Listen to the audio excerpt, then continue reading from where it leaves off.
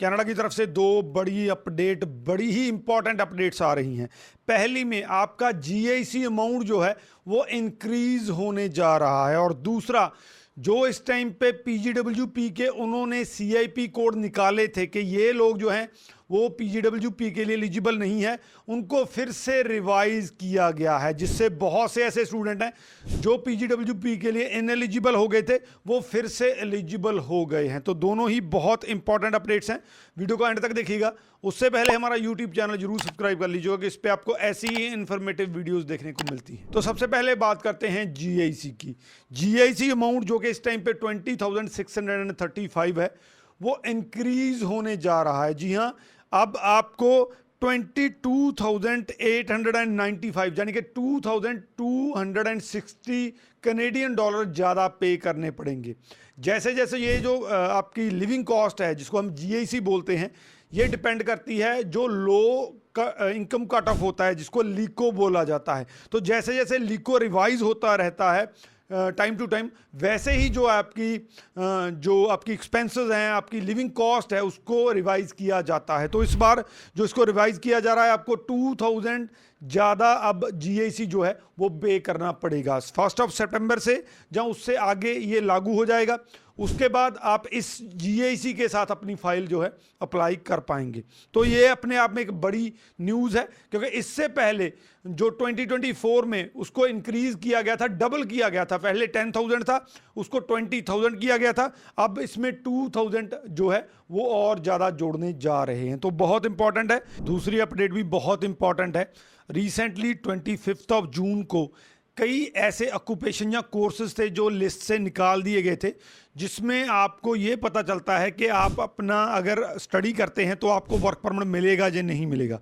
क्योंकि 1 नवंबर 2024 की लिस्ट जारी की गई थी, जिसमें कहा गया था कि अगर आप कोई भी डिप्लोमा कोर्स करते हैं और आपका कोर्स इस लिस्ट में नहीं है तो आपको पीजीडब्ल्यूपी नहीं मिलेगा। 25 जून को इसको फिर से रिवाइज किया गया, जिसमें 178 प्रोग्राम्स को इसमें से निकाल दिया गया।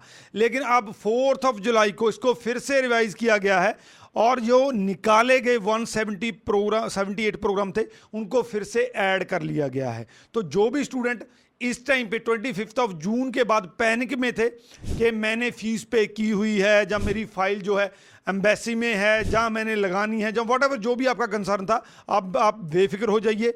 अगर आपका 1 नवंबर वाली जो लिस्ट है उसमें आपका जो कोड आता है, ऑक्यूपेशन आता है, कोर्स आता है, तो अब आपको पीजीडब्ल्यूपी के लिए जो है डरने की जरूरत नहीं है।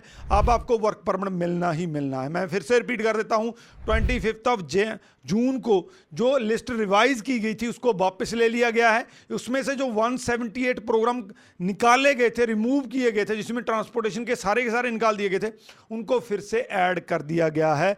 तो अगर आपका कोई भी प्रोग्राम है, जैसे सप्लाई चेन है, उसको निकाल दिया गया था तो वो फिर से ऐड हो गया है। आपने फाइल कभी भी लगाई है, 25 जून के बाद लगाई है, जहां 4 जुलाई के बाद लगाने जा रहे हैं, अब आपको वर्क परमिट मिलना ही मिलना है। वैसे उस लिस्ट को एक बार फिर से आप जाके चेक कर सकते हैं, अपना सीआईपी कोड चेक कर सकते हैं कि क्या वो ऐड हो चुका है या नहीं हो चुका है।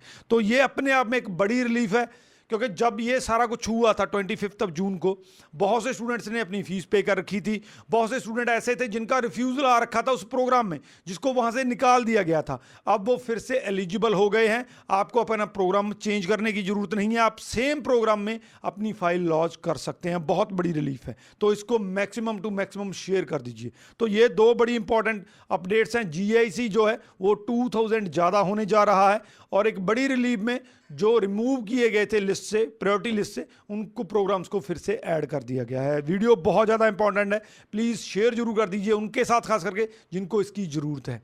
बाकी इस वीडियो के रिगार्डिंग क्वेश्चन है तो नीचे लिख दीजिए, आपको आंसर मिल जाएगा। राजवीर चहल, थैंक यू सो मच।